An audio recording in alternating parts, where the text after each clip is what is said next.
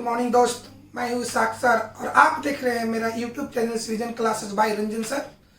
इस चैनल में आप लोग को बहुत बहुत स्वागत है। तो बताइए बाबू, मेरा वीडियो कैसा लग रहा है? अगर वीडियो के बारे में जो फीलिंग हो रहा है उसको हमें कमेंट के माध्यम से आप बताइए कि कैसा लग रहा, अच्छा लग रहा कि बुरा लग रहा। ऐसा करिएगा तो हमको एक आत्मविश्वास बढ़ेगा, तो हम अपनी काम पर ज़्यादा ध्यान देंगे, ज़्यादा फोकस करेंगे। तो आइए केमिस्ट्री का तीसरा डेमो क्लास पर केयर करते हैं, तीसरा डेमो क्लास पर ध्यान देते हैं। तो तीसरा डेमो क्लास में देखिए टॉपिक क्या है, law of constant proportion, Hindi में कहते हैं स्थिर अनुपात का नियम। कल के डेमो क्लास में हम इसकी चर्चा हम आपको किए थे थोड़ा बहुत। तो बताइए कि स्थिर अनुपात का नियम किसने दिया? सुना जाए बढ़िया से। केमा डेमो क्लास है, केमिस्ट्री का तीसरा डेमो क्लास है। इसमें कौन सी टॉपिक है? तो law of constant proportion, Hindi में कहते हैं स्थिर अनुपात का नियम। तो कल के डेमो आपको मालूम होगा कि स्थिर अनुपात का नियम किसने दिया? किसने दिया बाबू? बताओ बाबू। प्राउड्स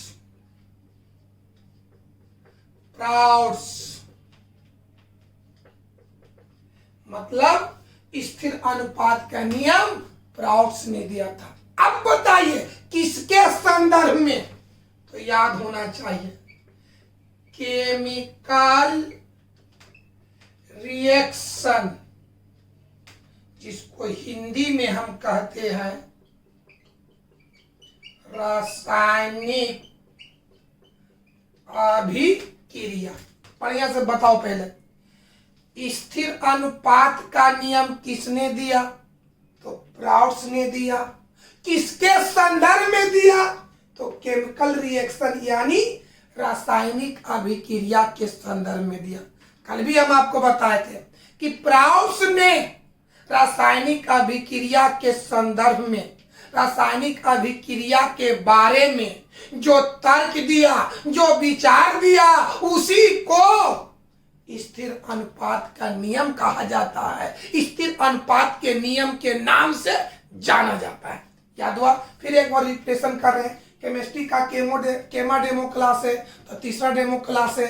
कौन सा टॉपिक है? तो law of constant proportion, Hindi में कहते हैं स्थिर अनुपात का नियम। तो स्थिर अनुपात का नियम किसने दिया है? तो प्राउड्स ने दिया है। किसके संदर्भ में दिया है? तो केमिकल रिएक्शन के संदर्भ में दिया है। इस आधार पर हम कह सकते हैं कि केमिकल रिएक्शन के संदर्भ में, रासायनिक अभिक्रिया के संदर्भ में प्राउड्स ने जो बात कही, जो तर्क दिया, जो कंसेप्ट दिया, उसे स्थिर अनुपात के नियम कहा जाता है, यानी स्थिर अनुपात के नियम के नाम से जाना जाता है। अब सवाल उठता है कि प्राउड्स ने केमिकल रिएक्शन के संदर्भ में, रासायनिक अभिक्रिया के संदर्भ में कौन सा तर्क दिया, कौन सा विचार दिया, कौन सा कंसेप्ट दिया? तो आइए उस तर्क पर, उस विचार पर हम गौर करते हैं कि कौन सी बात कही कि जिसको हम लोग आज स्थिर अनुपात के नियम के नाम से जानते हैं। तो उस बात पर हम लोग आइए बाबू चलते हैं। बाबू चलिए बाबू एग्जाम्पल के माध्यम से थोड़ा सा समझा जाए कि आखिर प्राउड्स ने प्राउड्स ने रासायनिक अभिक्रिया के संदर्भ में कौन सी बात कही जिसको आज हम स्थिर अनुपात के नियम के नाम से जानते हैं। तो उस बात पर हम गौर करते हैं कि कौन ऐसी बात कही। तो आइए बाबू एक बात समझो, आप अपनी जीवन में जल का नाम सुने होंगे। जल का सूत्र होता है H2। बढ़िया से बताओ, जल का नाम सुने हैं? जल का सूत्र क्या है? H2। एक कंसेप्ट याद रखिएगा, आप लोग शायद आप मैट्रिक में पढ़े होंगे कि केमिस्ट्री में, रसायन शास्त्र में जिसकी फॉर्मूला होता है, जिसकी सूत्र होता है, उसका 90%, उसका 95% समझ लो, है ना। फिर बात समझो, केमिस्ट्री में, रसायन शास्त्र में जिन जिन का सूत्र होता है वह कंपाउंड का, वह यौगिक का उदाहरण होता है। जैसे जल का सूत्र H2O, यानी जल किसका उदाहरण है? यौगिक का उदाहरण है। और बताते हैं मीथेन का सूत्र होता है CH4, यानी मीथेन किसका उदाहरण है? यौगिक का। तो जिसकी फॉर्मूला होता है, जिसका सूत्र होता है, वह कंपाउंड का यानी यौगिक का उदाहरण होता है। तो बताओ बाबू, जल का सूत्र H2O है, तो बताओ जल किसका उदाहरण है? यौगिक का। यानी जल कहने से कोची का बोध हो रहा। यौगिक को अंग्रेजी में कहते कंपाउंड,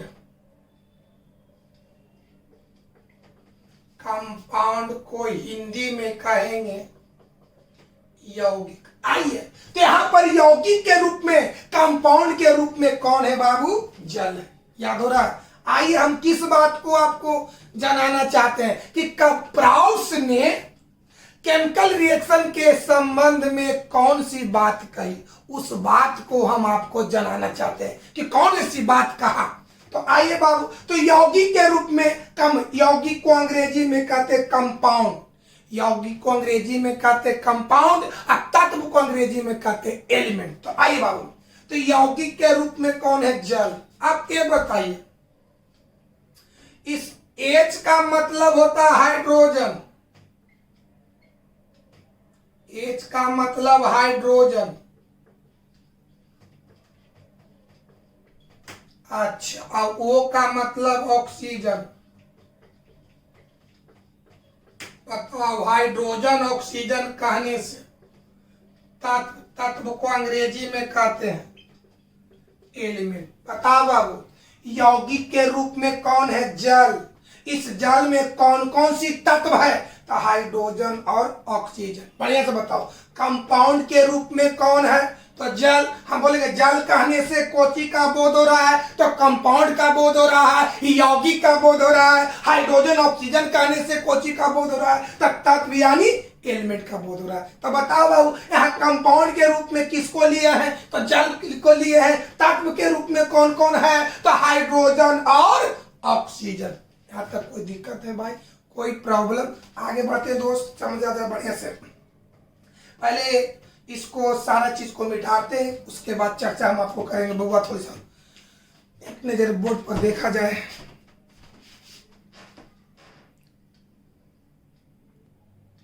हाँ बाबू, देखिए तो बताओ, जल किसका उदाहरण है? कंपाउंड का, मतलब यौगिक का। इस यौगिक में कौन कौन तत्व है? हाइड्रोजन और ऑक्सीजन। तो बताओ बाबू, यौगिक के रूप में कौन है? जल, और तत्व के रूप में हाइड्रोजन और ऑक्सीजन। इतना तक तो बताएं। अब इसी बात को आगे बढ़ते। देख दोस्त, क्या लिखते हैं बउआ?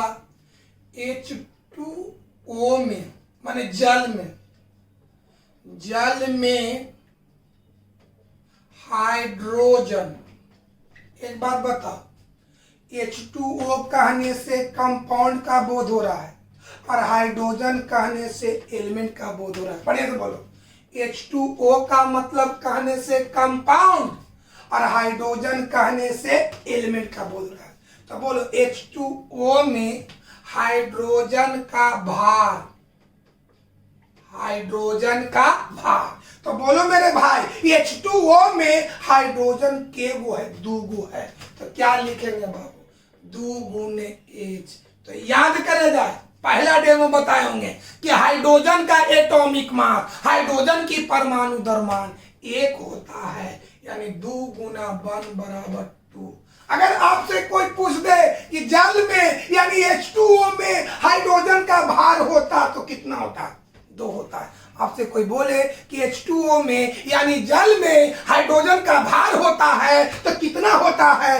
2 होता है। कोई दिक्कत? अब आगे बढ़ते मेरे भाई। H2O में ऑक्सीजन, ऑक्सीजन का भार था। H2O में ऑक्सीजन एगो है। याद करके बताओ, ये ऑक्सीजन का एटॉमिक मास, ऑक्सीजन का परमाणु द्रव्यमान कितना होता है? 16 होता है। चलिए फटाफट बताओ। बताओ बाबू, यहाँ यौगिक के रूप में कौन है? जल है। जल में कौन कौन तत्व है? तो हाइड्रोजन और ऑक्सीजन। बढ़िया से यौगिक के रूप में किसको लिए हैं? जल लिए हैं। जल में कौन कौन तत्व है? हाइड्रोजन और ऑक्सीजन। तो बोले H2O में हाइड्रोजन का भार कितना आया? 2 आया। H2O में ऑक्सीजन का भार कितना आया? 16 आया। बताओ मेरे भाई, पहला तत्व का भार कितना? 2। दूसरा तत्व का भार कितना? 16। तो आप अनुपात पढ़े होंगे, अनुपात। जैसे 2 और 3 का अनुपात तो 2/3, 4 और 5 का अनुपात तो 4/5। ठीक उसी तरह से ये दोनों तत्वों के भार का अनुपात, दोनों माने हाइड्रोजन और ऑक्सीजन, किस में? H2O में, यानी जल में। बताओ मेरे भाई, जल में दोनों तत्वों का अनुपात, दोनों तत्वों का अनुपात, यहाँ 2 है, यहाँ 16 है, 2/16 काट दीजिए, 1/1 अनुपात 8। अरे भाई 2 1 2 और 8 दूनी 16, 1 अनुपात 8। तो 1 हुआ अनुपातिक राशि 8 का, मैंने पहले हाइड्रोजन है, 1 अनुपातिक राशि हुआ हाइड्रोजन का और 8 अनुपातिक राशि हुआ ऑक्सीजन का। तो हाँ बाबू, इस एग्जाम्पल को गौर किया जाए। क्या चीज बताओ बाबू कि जल में माने H2O में तत्वों का अनुपात 1:8 आया। 1 अनुपातिक राशि 8 का है, 8 अनुपातिक राशि ऑक्सीजन का है। अगर आपसे कोई बोल दे कि जल में तत्वों का अनुपात होता है तो आंसर होना चाहिए 1:8। फिर ऑब्जेक्टिव सुना जाए, जल में तत्वों का अनुपात होता है तो क्या बोलेंगे? 1:8। इस क्वेश्चन को घुमा के पूछेगा, जल में हाइड्रोजन और ऑक्सीजन का अनुपात होता, सुना जाए बढ़िया से, हाइड्रोजन और ऑक्सीजन का अनुपात 1:8। सुनिए बढ़िया से, जल में हाइड्रोजन, पहले हाइड्रोजन और ऑक्सीजन का अनुपात होता है तो आंसर देना है 1:8। इसी को घुमा देगा कि जल में ऑक्सीजन हाइड्रोजन का अनुपात होता तो उलट देना है 8:1। सुना जाए बढ़िया से, क्या बाबू? अगर ऐसे पहला पॉइंट, 3 पॉइंट समझिए। अगर बोले कि जल में तत्वों का अनुपात होता है तो आंसर होना चाहिए 1:8।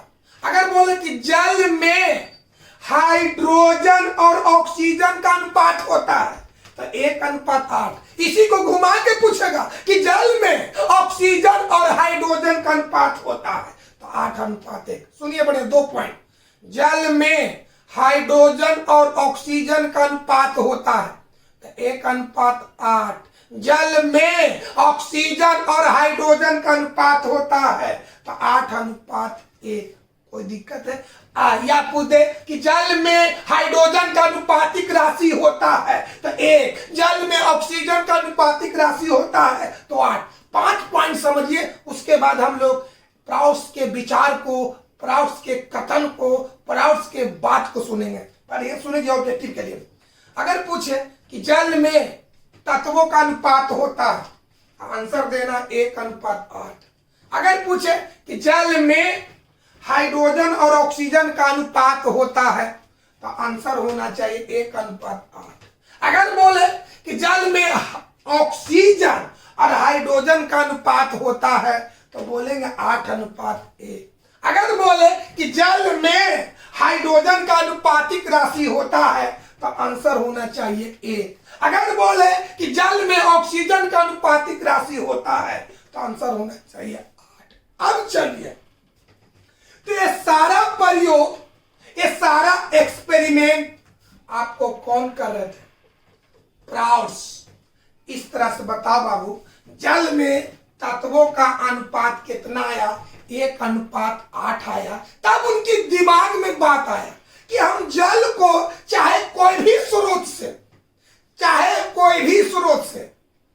ने तालाब से प्राप्त करें, नदी से प्राप्त करें, गंगा नदी से प्राप्त करें, समुद्र से प्राप्त करें या किसी ट्यूबवेल से प्राप्त करें, उसमें तत्वों का अनुपात फिक्स हो गया 1:8।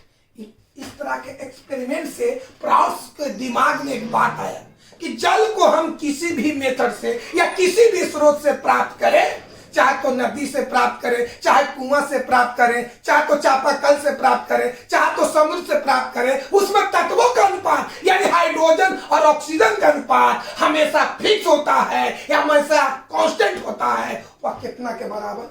1:8 के बराबर। तो इस एक्सपेरिमेंट के आधार पर, इस प्रयोग के आधार पर उन्होंने रासायनिक अभिक्रिया के संदर्भ में बात क्या कहा, सुनिए बढ़िया से। ये क्या बताओ? भार।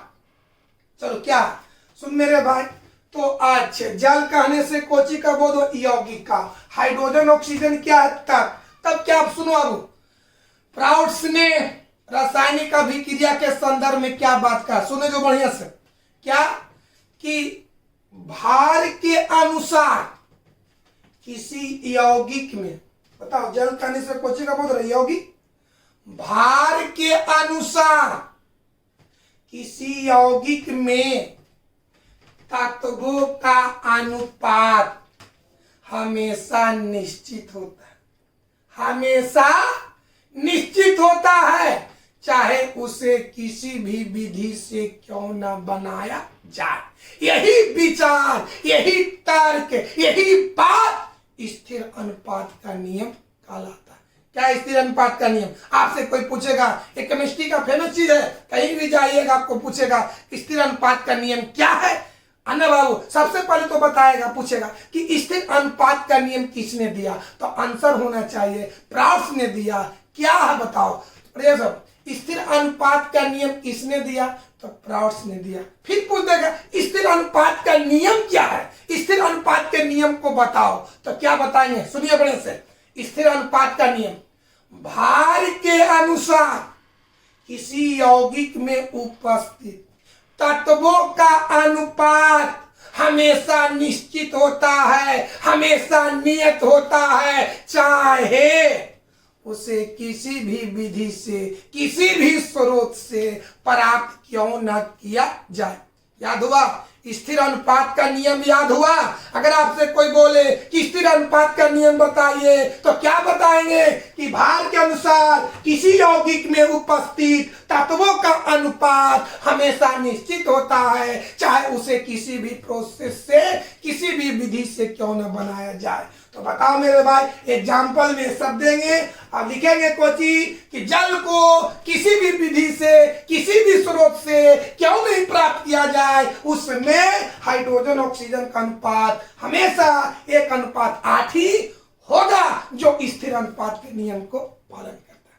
कोई दिक्कत है? आइए इस सारी चीज को हम बोर्ड पर लिखते हैं। पहले तो याद किया जाए, स्थिर अनुपात का नियम किसने दिया, तो प्राउड्स ने दिया।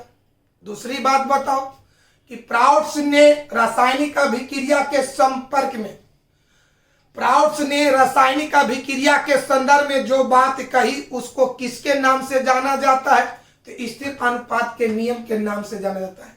तीसरा बात बताओ, स्थिर अनुपात का नियम क्या है, स्थिर अनुपात का नियम क्या है, तो क्या बताइएगा कि भार के अनुसार, भार के अनुसार किसी यौगिक में उपस्थित तत्वों का अनुपात हमेशा निश्चित होता है, चाहे उसे किसी भी विधि से क्यों ना बनाया जाए। आगे समझो, बताओ बाबू, जल में तत्वों का अनुपात कितना होता है, तो 1:8। जल में ऑक्सीजन का अनुपातिक राशि कितना होता है, तो 1। जल में हाइड्रोजन का अनुपातिक राशि कितना होता है, तो 1। जल में ऑक्सीजन का अनुपातिक राशि होता है तो 8। कोई दिक्कत है मेरे भाई? कोई प्रॉब्लम? याद हुआ? चलिए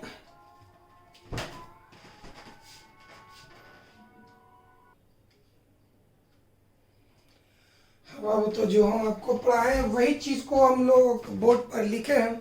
एक बात हम आपको बताना भूल गए हैं कि प्राउड्स ने एक कहानी, एक बात 1789 ईस्वी में बताया था। 1789 ईस्वी में, पता कौन सा नियम है? स्थिर अनुपात का नियम। इस नियम को किसने दिया था? प्राउड्स ने दिया था। कब दिया? 1789 ईस्वी में। किसके संदर्भ में? रासायनिक अभिक्रिया के संदर्भ में। याद किया जाए, बता रहे कौन सा नियम है स्थिर अनुपात का नियम। ये नियम किसने दिया? तो प्राउड्स ने दिया। कब दिया? 1789 ईस्वी में। किसके संदर्भ दिया? तो रासायनिक अभिक्रिया के संदर्भ में दिया। क्या दिया? रासायनिक अभिक्रिया के संदर्भ में क्या विचार दिया? तो अभी बताएं कि भार के अनुसार, कोई बोल बढ़िया से याद करो, उसके बाद बोर्ड पर दिए। स्थिर अनुपात का नियम किसने दिया? तो प्राउड्स ने दिया। कब दिया? तो 1789 ईस्वी में। किसके संदर्भ में? तो रासायनिक अभिक्रिया के संदर्भ में। क्या दिया? तो सुनिए, भार के अनुसार किसी यौगिक में उपस्थित तत्वों का अनुपात हमेशा निश्चित होता है, चाहे उसे किसी भी विधि से क्यों न बनाया जाए। एक बार आप सुनो, अगर आपसे कोई बोले कि स्थिर अनुपात का नियम बताओ बाबू, या स्थिर अनुपात का नियम क्या है, तो उसको सिर्फ इतना ही बताना है, स्थिर अनुपात का नियम बताएं, या स्थिर अनुपात का नियम क्या है, या स्थिर अनुपात के नियम को लिखे, तो उसका आंसर ये देना है, भार के अनुसार किसी यौगिक में उपस्थित, भार के अनुसार किसी यौगिक में उपस्थित तत्वों का अनुपात हमेशा निश्चित होता है, चाहे उसे किसी भी विधि से क्यों ना बनाया जाए। तो इसी चीज को हम बोर्ड पर लिखे। देखो बाबू, law of constant proportion, Hindi में हो गया स्थिर अनुपात का नियम। देखिए क्या लिखे, 1789 ईस्वी में प्राउड्स नामक वैज्ञानिक ने, 1789 ईस्वी में प्राउड्स नामक वैज्ञानिक ने रासायनिक अभिक्रिया के संदर्भ में जो विचार दिया उसे स्थिर अनुपात का नियम कहते हैं। क्या चीज बाबू? 1789 ईस्वी में प्राउड्स नामक वैज्ञानिक ने रासायनिक अभिक्रिया के संदर्भ में जो विचार दिया उसे स्थिर अनुपात का नियम कहते हैं, जो इस प्रकार है। तो क्या विचार दिया? तो देख मेरे भाई, देख लिखा हुआ विचार ही दिए। देखो क्या विचार दिया, तो लिखे, भार के अनुसार किसी यौगिक में उपस्थित, किसी यौगिक में, सुन बाबू, भार के अनुसार किसी यौगिक में तत्वों का अनुपात, यहाँ पर ये हुआ किसी यौगिक में उपस्थित, यहाँ पर उपस्थित छूट गया, एक छोटू, यहाँ पर किसी यौगिक में के बाद ऊपर होना चाहिए उपस्थित। सुनो बढ़िया से, यौगिक में उपस्थित लिख लेंगे ना। क्या चीज बताओ बाबू? भार के अनुसार किसी यौगिक में उपस्थित तत्वों का अनुपात हमेशा निश्चित होता है, चाहे उसे किसी भी विधि से क्यों ना बनाया जाए। एग्जाम्पल, उदाहरण, तो उदाहरण के रूप में जल लिए। जल किसका उदाहरण है? यौगिक का। तो बताओ बाबू, जल माने H2O, तो H2O में हाइड्रोजन का भार, तो H2O में हाइड्रोजन के गो है? 2 गो है, तो 2 गुने H बराबर, तो हाइड्रोजन का एटॉमिक मास 1, तो 2 गुने 1 बराबर 2, यानी H2O में हाइड्रोजन का भार आया 2। अब चलते हैं H2O में ऑक्सीजन का भार, तो ऑक्सीजन के गो है? 1 गो, तो बता ऑक्सीजन का परमाणु द्रव्यमान 16। अब ये दोनों का अनुपात, अब एक बार समझा चुके, खाली दोबारा रिपीट कर रहे हैं। बताओ बाबू, अनुपात मान दोनों का अनुपात, तो 2/16 काट देंगे, 1:8। अब चलिए यहाँ के बाद बाबू, यहाँ के बाद ये लिखना है, अतः जल को किसी भी विधि से क्यों ना बनाया जाए, उसमें H माने हाइड्रोजन और O माने ऑक्सीजन, है ना बाबू? क्या लिखेंगे? अतः जल को किसी भी विधि से क्यों ना बनाया जाए, उसमें हाइड्रोजन और ऑक्सीजन का अनुपात हमेशा 1:8 ही होगा, जो स्थिर अनुपात के नियम को दर्शाता है। तो ये था स्थिर अनुपात के नियम की कहानी। बस इतना खाली याद रखना मेरे बाबू। कोई बोलेगा कि स्थिर अनुपात का नियम, स्थिर अनुपात का नियम किसने दिया? तो प्राउड्स ने दिया। कब दिया? तो 1789 ईस्वी में दिया। किसके संदर्भ में दिया? तो रासायनिक अभिक्रिया के संदर्भ में दिया। क्या दिया? तो लिखना यही है कि भार के अनुसार किसी यौगिक में उपस्थित तत्वों का अनुपात हमेशा निश्चित होता है, चाहे उसे किसी भी विधि से क्यों न बनाया जाए। तो बताओ बाबू, यौगिक के रूप में कौन लिए? जल। जल में तत्वों का अनुपात कितना है? 1:8। अब जल को किसी भी स्रोत से, किसी भी विधि से उसको प्राप्त करें, उसमें हाइड्रोजन और ऑक्सीजन का अनुपात हमेशा 1:8 ही होगा, जो स्थिर अनुपात के नियम को दर्शाता है। कोई दिक्कत है बाबू? कोई प्रॉब्लम? अब आइए ऑब्जेक्टिव के लिए इसको थोड़ा सा देख लीजिए आप लोग बाबू।